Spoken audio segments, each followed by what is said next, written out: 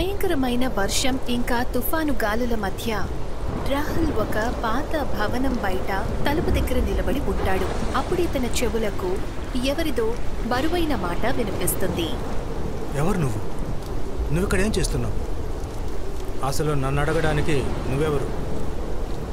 రాహుల్ ఆ మాట అంటాడో లేదో అంతలో తన స్నేహితుడు జాకీ మోటార్ సైకిల్ మీద అక్కడికి వస్తాడు.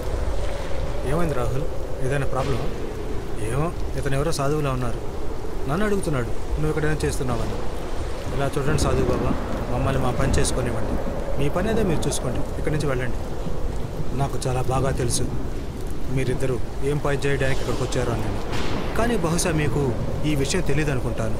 మీరిద్దరూ ఈ భవనం లోపల ప్రాణాలు పోగొట్టుకోవడానికి వచ్చారు అని.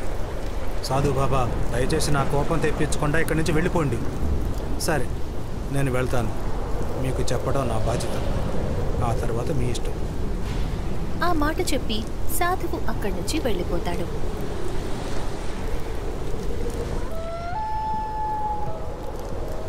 రాహుల్ ఇంకా జాకీ లోపలికి వెళ్తారు.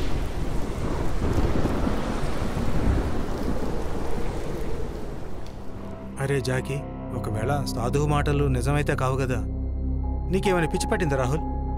జాకీ, నేను కూడా ఈ భవనం గురించి చాలా భయంకరమైన కథలు విన్నాను.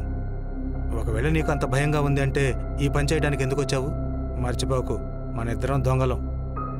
వాళ్ళిద్దరూ ఎంతో వేగంగా ఆ భవనం లోపలికి వెళ్తారు.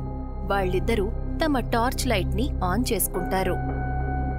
జాకీ, నీకు నమ్మకం ఉందా? ఆ పాగా విలువ మార్కెట్లో కోట్లల్లో ఉంటుందా? అవును, అదైతే పూర్తిగా నిజం.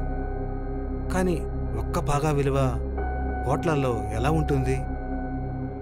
చిన్నపిల్లలాగా మాట్లాడదు రాహుల్. జాకీ ఆ మాట అంటాడో లేదో అంతలో రాహుల్ అరుపు జాకీ చెవులకు వినిపిస్తుంది. ఏమైంది అని చెప్పి జాకీ వెనక్కి తిరిగి చూస్తాడు. కాని అక్కడ తనకి రాహుల్ కనిపించలేదు. ఉన్నట్టుండి కొన్ని రక్తపు చుక్కలు జాకీ మొహం మీద పడతాయి. జాకీ ఎప్పుడైతే టార్చ్ లైట్ సీలింగ్ వైపు వేస్తాడో అప్పుడు రాహుల్ శవం తలకిందులుగా వేళ్లాడుతూ కనిపిస్తుంది. ఉన్నట్టుండి జాకీ శరీరం గాలిలోకి ఎగిరి గోడకి గుద్దుకుంటుంది. తన అరుపు ఆ భవనం అంతా కూడా గట్టిగా వినిపిస్తుంది. ఆ సంఘటన జరిగిన 10 గంటల తరువాత స్టేషన్ ఇన్ఛార్జ్ ఇన్స్పెక్టర్ వినయ్ స్టేషన్కి వెళ్తాడు. అంతలో సబ్ ఇన్స్పెక్టర్ శివాని వినయ్తో ఇలా అంటుంది. నేను చాలాసేపటి నుంచి మీకోసమే ఎదురుచూస్తున్నాను సార్. మన నగరంలో ఏదైతే భవనం ఉందో ఆ భవనం లోపల ఇవాళ 2 శవాలు చాలా దారుణమైన పరిస్థితుల్లో దొరికాయి. ఆ శవాలను పరీక్షించారా? అవును సార్, వాళ్ళిద్దరూ కూడా క్రిమినల్స్. పోలీస్ రికార్డుల ప్రకారం వాళ్ళిద్దరూ దొంగతనాలు చేస్తూ ఉంటారు. శివాని మాటలు విన్న తరువాత ఇన్స్పెక్టర్ వినయ్ వెంటనే తన జీప్లో ఆ భవనం దగ్గరికి చేరుకుంటాడు. చూస్తూ ఉంటే వీళ్ళిద్దరిని చాలా దారుణంగా చంపారనిపిస్తుంది. సార్, నా ఉద్దేశం ప్రకారం మనం ఈ కేసులో తలదూర్చకూడదు. నువ్వెందుకు అలా అంటున్నావు? సార్, నేను ఇదే ఊరికి చెందినదాన్ని. మీరు ఇక్కడికొచ్చి కొన్ని నెలలే గడిచాయి. నా మాట వినండి. వీళ్ళిద్దరి పోస్ట్ మార్టం జరిగిన తరువాత రిపోర్ట్లో ఇదే వస్తుంది. వీళ్ల మీద ఎటువంటి పదునైన వస్తువులతో దాడి జరగలేదు అని. ఇన్స్పెక్టర్ వినయ్ రాహుల్ ఇంకా జాకీ శవాలను పోస్ట్ మార్టం కోసం పంపిస్తాడు. మరుసటి రోజు రిపోర్ట్ చూసి ఇన్స్పెక్టర్ వినయ్ శివానీతో ఇలా అంటాడు. నువ్వు చెప్పింది నిజమే శివాని. వాళ్ళిద్దరి మీద ఎటువంటి పదునైన ఆయుధాన్ని ఉపయోగించి చంపలేదు. సార్, నేను మీకు ముందే చెప్పాను. ఒకవేళ అదే విషయం అయితే అందరూ ఆ భవనంలోకి ఎందుకు వెళ్తున్నారు? సార్, చిన్నప్పటి నుంచి నేనిదంతా చూస్తూనే ఉన్నాను. ఎప్పుడైనా ఎవరైనా ఆ భవనంలోకి దురుద్దేశంతో వెళ్తే ఉదయానికి వాళ్లు ప్రాణాలు కోల్పోతున్నారు. ఆ భవనంలో సరిగ్గా 500 సంవత్సరాల క్రితం రాజా భైరవ్ నివసించేవారట. అతని దగ్గర ఒక తలపాగా ఉండేది. ఆ పాగాకి ఎంతో విలువైన వజ్రం ఒకటి పొదిగి ఉంటుంది. తరచూ దొంగ వెధవలు ఆ వజ్రాన్ని కాజేయాలనే ఉద్దేశంతో ఆ భవనంలోకి వెళ్తుంటారు. తమ మరణాన్ని వాళ్లే ఆహ్వానించుకుంటారు. లేదు శివాని, నా ఉద్దేశం ప్రకారం కొంతమంది హంతకులు ఈ విధంగా భయపెడుతూ ఇటువంటి పనులు చేస్తున్నారు అనిపిస్తుంది. నాతో పద.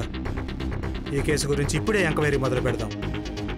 ఇన్స్పెక్టర్ వినయ్ ఇన్స్పెక్టర్ శివానీతో పాటు ఆ భవనం దగ్గర ఉన్న ఇళ్లల్లోని జనాలను ఎంక్వైరీ చేయటం మొదలు పెడతాడు. కానీ ఆ భవనం పేరు వినగానే అక్కడి వాళ్లందరూ పారిపోతూ ఉంటారు. శివాని, అసలు ఇక్కడ వారందరికీ ఏమైంది? ఇక్కడ వాళ్లే నాకు సాయం చేయలేదంటే నేను నిజాన్ని ఎలా తెలుసుకోగలను? నీకు ఇక్కడ ఎవరూ సాయం చేయరు ఇన్స్పెక్టర్. ఒకవేళ నువ్వు నీ ప్రాణాలు కాపాడుకోవాలి అనుకుంటే ఈ కేసు గురించి ఇంతటితో మర్చిపో. ఎవరు నువ్వు? నేను ఒక సాధువుని. ఎన్నో ఏళ్ల నుంచి ఆ భవనంలో జరుగుతున్న హత్యల రహస్యాల గురించి తెలుసుకోవాలనుకుంటే రత్నా దగ్గరికి వెళ్ళు. ఆ మాట చెప్పి సాధువు ఎంతో వేగంగా అక్కడ్నుంచి వెళ్ళిపోతాడు. శివాని, ఖచ్చితంగా ఈ సాధువుకి ఏదో తెలుసు అనిపిస్తుంది. ఇంతకీ ఈ రత్న ఎవరు? సార్, రత్న మీకు ఇక్కడ కాదు, దట్టమైన అడవిలో కనిపిస్తుంది. నేను ఈ కేసు గురించి తెలుసుకోవడానికి ఎవరి దగ్గరికైనా రావడానికి సిద్ధంగానే ఉన్నాను. పద, ఆవిడ దగ్గరికి వెళదాం.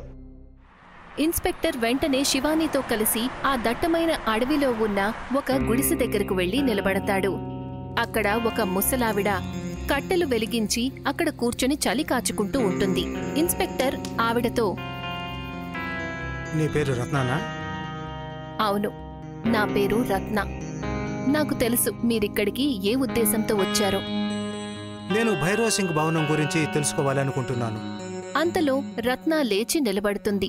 నెమ్మదిగా నడుచుకుంటూ అతని దగ్గరికి వచ్చి ఇలా అంటుంది. ఈ విషయం జరిగి 500 సంవత్సరాలు గడిచాయి. రాజా పల్లవుడికి 2 కుమారులు, భైరవ్ ఇంకా కపాల. వాళ్ళిద్దరూ కూడా సింహాసనానికి అర్హులు. కాని రాజ్యం కేవలం 1 కుమారుడికే అప్పగించాలి. అందుకని రాజా పల్లవుడు వాళ్లకి ఒక పోటీ పెడతాడు. ఆ పోటీలో ఎవరైతే పరిగెత్తుకుంటూ వెళ్లి రాజా పల్లవుడి పాగాను ముందుగా పెట్టుకుంటారో వాళ్లే రాజ్యానికి రాజవుతారు. ఆ పోటీలో భైరవుడు గెలుస్తాడు. అతను మహారాజయ్యాడు. కాని ఇందులో కొత్తే ఉంది, ఇది అందరికీ తెలుసు కదా. అంతలో రత్న ఇన్స్పెక్టర్ వినయ్ దగ్గరికి వెళ్లి అతని చెవిలో ఏదో చెప్తుంది. మీరేం చేస్తున్నారు? పక్కకు తప్పుకోండి.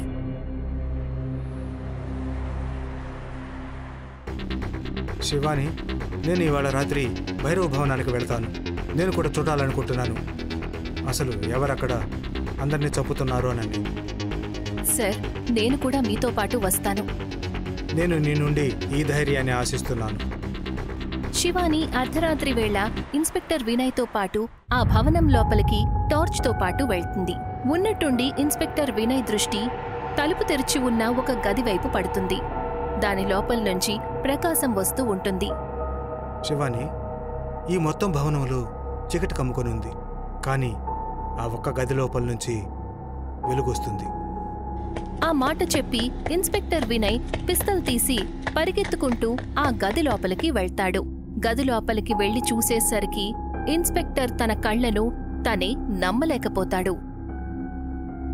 ఓ మై గాడ్, నేనసలు ఈ విషయాల్ని తమాషా అనుకున్నాను, కానీ ఇదే నిజమైంది. ఇన్స్పెక్టర్ వినయ్ ఎదురుగా ఒక అల్మరాలో ఆ పాగా పెట్టి ఉంటుంది. దానికి ఉన్న వజ్రం ఎంతగానో మెరిసిపోతూ ఉంటుంది. దానివల్ల ఆ గది మొత్తం వెలుగుతో నిండిపోయుంటుంది. అప్పుడే ఇన్స్పెక్టర్ వినయ్ చెవులకు శివాని అరుపులు వినిపిస్తాయి. ఇన్స్పెక్టర్ వినయ్ పరిగెత్తుకుంటూ ఎప్పుడైతే బయటికి వెళ్తాడో అప్పుడతను చూసేసరికి శివాని సీలింగ్ కి తలకిందులుగా వేళ్లాడుతూ కనిపిస్తుంది. ఓ మై గాడ్, ఇదెలా సాధ్యమవుతుంది? ఇన్స్పెక్టర్ వినయ్ ఆ మాట అంటాడో లేదో అంతలో శివాని కళ్ళు తెరుస్తుంది. కాని తన కనుబొమ్మలు పూర్తిగా తెల్లగా ఉంటాయి. ఎవరు నువ్వు? నువ్వు శివాని అయ్యే అవకాశమే లేదు. అప్పుడే ఆ భయంకరమైన ఆడమనిషి ఇన్స్పెక్టర్ వినయ్ దగ్గరికి వచ్చి నిలబడుతుంది. నేనే శివాని, ఈ పాగాకి రక్షకురాలిని. నేను నీ మాటల్ని అర్థం చేసుకోలేకపోతున్నాను. ఉన్నట్టుండి ఇన్స్పెక్టర్ వినయ్కి రత్న మాటలు వినిపిస్తాయి. తనకి దూరంగా ఉండు ఇన్స్పెక్టర్, తను చెప్పింది నిజమే. ఇన్స్పెక్టర్ వినయ్ వెనకడుగు వేస్తాడు. నేను నీకు ఇంకా చెప్పాలని అనుకున్నాను, కానీ నేను నీకు ఇంకేదైనా చెప్పేలోపే తను నిన్ను అక్కడ్నుంచి తీసుకొచ్చేసింది.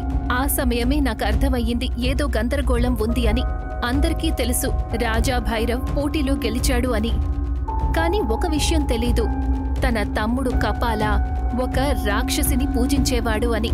అతను ముందు రోజు రాత్రే ఎవరికీ తెలియకుండా ఆ పాగాలో నుంచి వజ్రాన్ని తీసేసి ఒక రాక్షసికి ఇచ్చేశాడు. ఎప్పుడైతే భైరవ్ ఆ పాగాన్ని పెట్టుకున్నాడో ఆ రోజు రాత్రే అతను చనిపోయాడు. మరైతే శివాని ఎవరు? నేనే ఆ రాక్షసిని. ఎన్నో ఏళ్లుగా కపాల పాగా వజ్రాన్ని రక్షిస్తూ వస్తున్నాను. ఆ వజ్రం ఆ పాగాకి ఉన్నంత వరకు కపాల ఇంకా నేను ప్రాణాలతోనే ఉంటాము. స్వార్థపరులు ఇక్కడికి వస్తూనే ఉంటారు. నేను కపాల ఆ స్వార్థపరుల రక్తాన్ని తాగి అమరత్వాన్ని దక్కించుకుంటూ ఉంటాము. ఆ భయంకరమైన ఆడమనిషి మాటలు విని ఇన్స్పెక్టర్ వినయ్, రత్న ఆశ్చర్యపోతారు. అంటే కపాల్ ఇంకా బ్రతికే ఉన్నాడా? ఇన్స్పెక్టర్ వినయ్ ఆ మాట అనగానే ఎంతో గట్టిగా గాలులు వీస్తాయి. అంతలో ఏ సాధువైతే మధ్యాహ్నం వినయ్కి కనిపించాడో అతను అక్కడ ప్రత్యక్షమవుతాడు. అతని మొహంలో ఒక రాక్షస నవ్వు కనిపిస్తుంది. నేనే కపాలాని. నువ్వు సాధువుగా మారి మోసం చేస్తున్నావు. అవును, నేనే ఈ పోలీస్ అతన్ని శివానీతో పాటు నీ దగ్గరికి కావాలని పంపించాను. నాకు తెలుసు ఈ పోలీస్ అతను ఇక్కడికి తప్పకుండా వస్తాడు అని. అతని వెనకాలే నువ్వు కూడా తప్పకుండా వస్తావని తెలుసు. ఇవాళ నువ్వు నాకు అన్నిటికంటే పెద్ద ప్రమాదానివి. ఉన్నట్టుండి ఇన్స్పెక్టర్ ఎంతో వేగంగా పరిగెత్తుకుంటూ ఆ గది లోపలికి వెళ్తాడు. ఆ పాగాలో నుంచి వజ్రాన్ని తీసేస్తాడు. ఆ తర్వాత బయటికి వస్తాడు. ఇది ఒక రాక్షస వజ్రం. దీన్ని నేను ముక్కలు చేసి ఈ కథని అంతం చేస్తాను. నాకు తెలుసు ఈ వజ్రాన్ని మీ ఇద్దరి కళ్ళ ముందే ఇరిచేస్తే అప్పుడు మీరు ఖచ్చితంగా చనిపోతారు. మీకు ఈ రహస్యం గురించి మీకెలా తెలుసు? రత్న నాకు చెవిలో ఆ విషయమే చెప్పింది. ఆ మాట చెప్పి ఇన్స్పెక్టర్ వినయ్ ఆ వజ్రాన్ని ముక్కలు చేస్తాడు. వజ్రం ముక్కలవ్వగానే సాధువు ఆ రాక్షసి ఎంతో గట్టిగా అరుస్తారు. ఆ అరుపుతో పాటు వాళ్ళిద్దరూ పొగగా మారి మాయమైపోతారు. ఇప్పుడు ఆ భవనము వజ్రపు పాగా నుండి విముక్తి పొందింది.